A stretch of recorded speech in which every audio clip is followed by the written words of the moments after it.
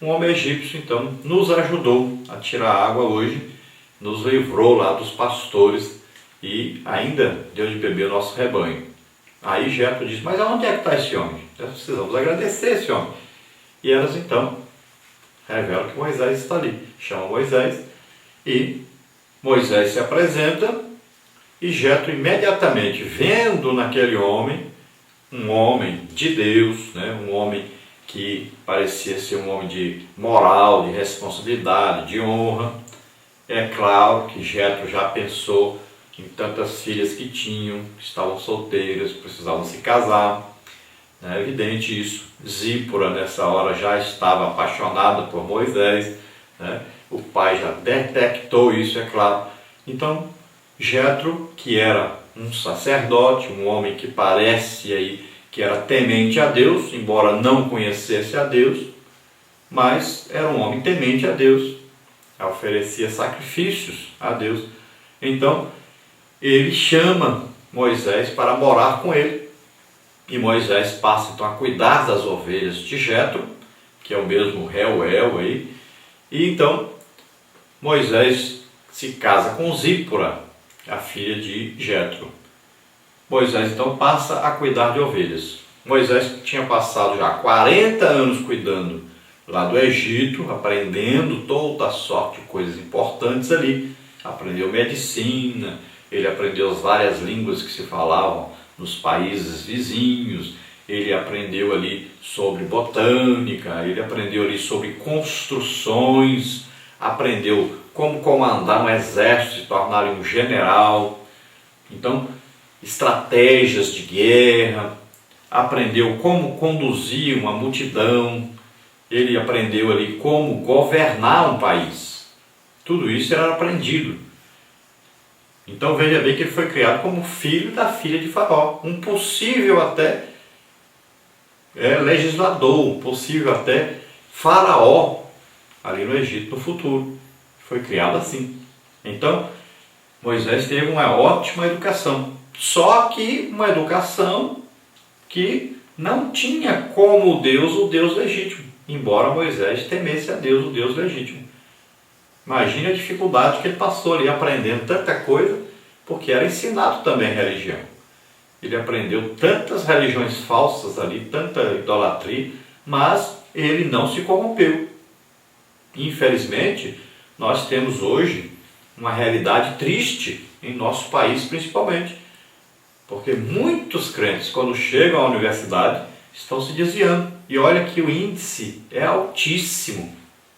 Passa de 50% o índice de crentes que quando chegam à universidade se desviam do Evangelho, passam para o lado inimigo, começam a acreditar nos falsos ensinos que existem ali. Mas Moisés não se corrompeu. Moisés é um exemplo de homem que foi educado aí dentro de uma idolatria terrível e que não se corrompeu. Permaneceu firme com Deus. Então Moisés, agora, depois de 40 anos, Moisés agora estava com 40 anos, ele vai então para Midian, passa ali 40 anos no deserto. Moisés precisava desses 40 anos cuidando de ovelhas. Por quê? Cuidando de ovelhas não é fácil. Moisés teria que desenvolver uma coisa que ele precisaria muito no futuro quando Deus o usasse. O que era? A paciência, a mansidão. Moisés passou a ser conhecido como o homem mais manso da terra. Por quê? Cuidar de ovelhas 40 anos não é brincadeira. Ovelha é difícil de criar. Ovelha não faz barulho. Quando no final do dia ali o pastor da ovelha pega o cajado e vai ali contando cada ovelha para colocar dentro do aprisco ali, que era um murozinho de pedra que eles faziam para colocar as ovelhas lá dentro. Ele ia contar as ovelhas, se faltasse uma ovelha, ele deixava as ovelhas aí, fechava, e ia atrás da ovelha perdida. Ele usava um cajado com aquela curva em cima exatamente para buscar essa ovelha. Muitas vezes as ovelhas caíam no buraco, ele tinha que pegar aquele cajado, pegar debaixo da barriguinha da ovelha ali e puxar para cima essa ovelha. E colocava a ovelha no chão, a ovelha não andava, a ovelha só anda de duas em duas. E a ovelha anda atrás do seu pastor e vai seguir as outras. Mas não tinha outras. Então, ele tinha que pegar aquela ovelha, colocar no ombro e carregar até o aprisco, até o curral, onde estavam as outras ovelhas. Então, a ovelha não é fácil. Não come qualquer capim, qualquer comida. Tem que ser bem limpinho, bem especial. Tem que ser o lugar correto de pastagem. Então, é difícil. Tem que ser bem cuidada.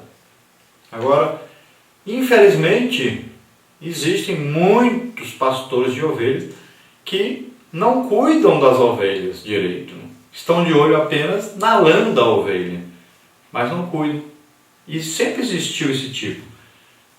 São pessoas que olham para as ovelhas e vê a lã. Ali está o quê? O lucro, né, que vão ter. Então cuidam muitas vezes apenas de olho na lã, visando o lucro que vão ter. Porque aqueles pastores, eles cuidavam das ovelhas, mas visando, olha, essas ovelhas depois eu vou tirar aqui a lã, vou vender, então eu vou cuidar direitinho dessa ovelha aqui, porque depois vai me dar lucro.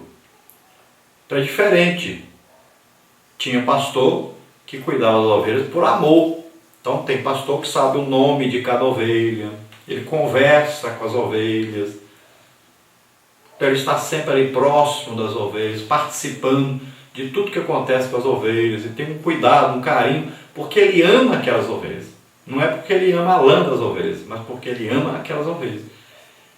Então, Deus até disse na sua palavra que levantará pastores segundo o seu coração, pastores que realmente amam as ovelhas. Não é? Então Moisés aprendeu a amar aquelas ovelhas, a cuidar daquelas ovelhas.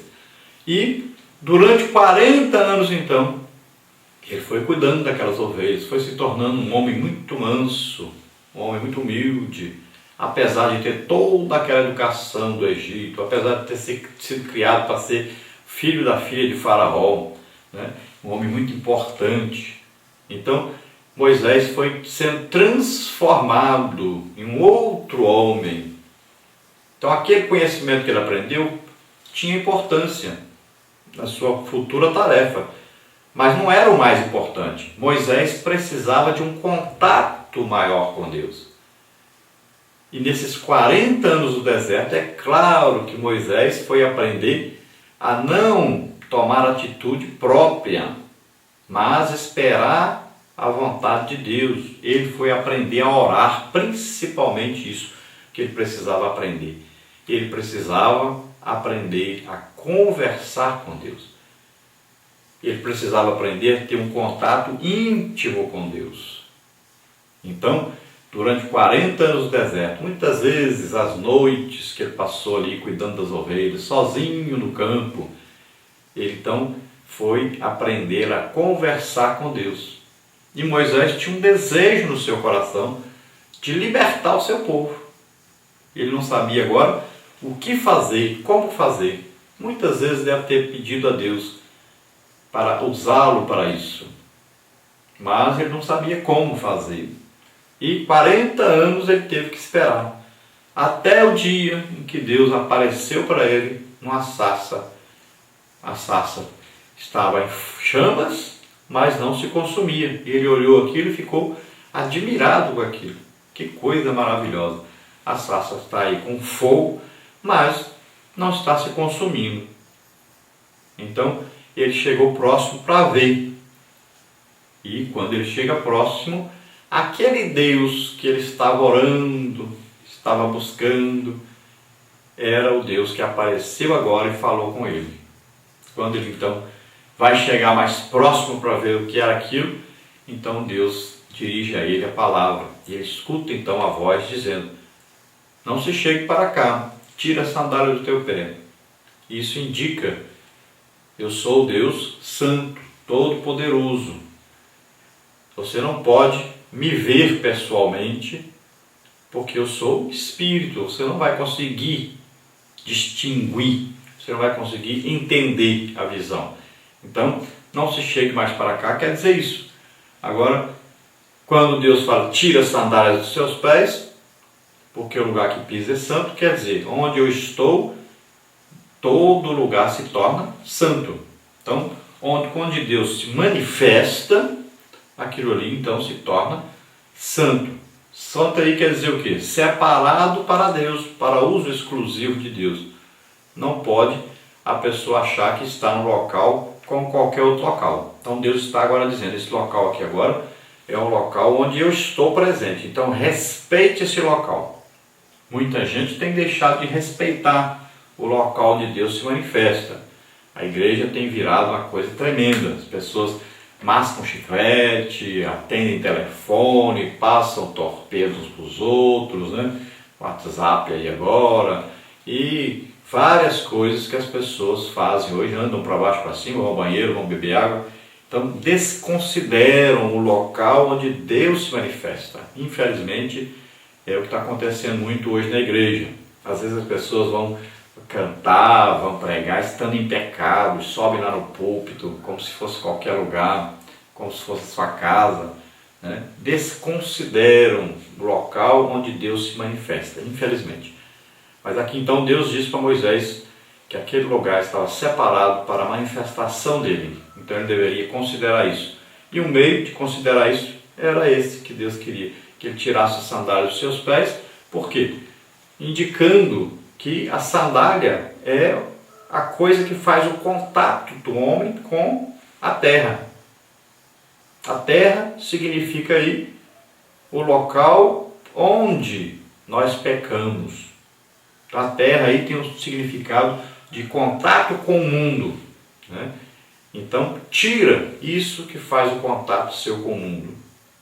Então é isso que indica aí uma separação para Deus ali, uma predisposição para ouvir Deus, estar na presença de Deus. E Deus agora se apresenta então para Moisés. Eu sou o Deus de Abraão, de Isaac e de Jacó. Então Deus havia feito aliança com Abraão, Isaac e Jacó. Então o nome de Deus havia mudado. Quando se faz uma aliança com Deus, então o nome de Deus passa a ser o nome de Abraão, Isaac e Jacó. Aí você coloca o seu nome aí. Então agora, o Deus do Henrique também. E você pode falar o seu nome. Você tem uma aliança com Deus. E uma aliança superior àquela feita no Antigo Testamento. Então agora temos aliança através de Jesus. O sangue de Jesus Cristo foi derramado por nós. Então nós temos uma nova aliança, e uma aliança perpétua, eterna. Aleluia. Não feita por sangue de animais, mas agora feita com sangue do próprio Deus, Jesus Cristo, que se fez homem, morreu e derramou seu sangue por nós. Aleluia. Então veja bem que Deus se apresenta como o Deus de Abraão, Isaac e Jacó. Deus da aliança, né? Então o nome de Deus agora é esse. Antes era apenas Deus. Agora o Deus de Abraão, Isaac e Jacó. E Deus agora então quer continuar em aliança com o homem. E agora ele vai fazer isso através de Moisés. Então Moisés agora, ele recebe a comunicação de Deus, que ele foi escolhido para uma tarefa.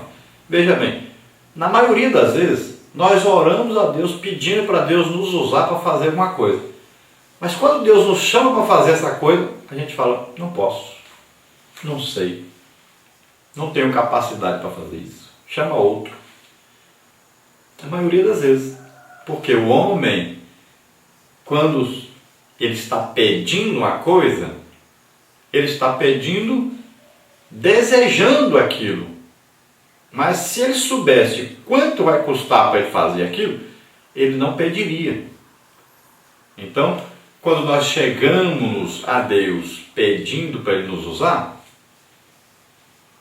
o que acontece? Nós não sabemos o que vai acontecer quando nós formos usados para isso.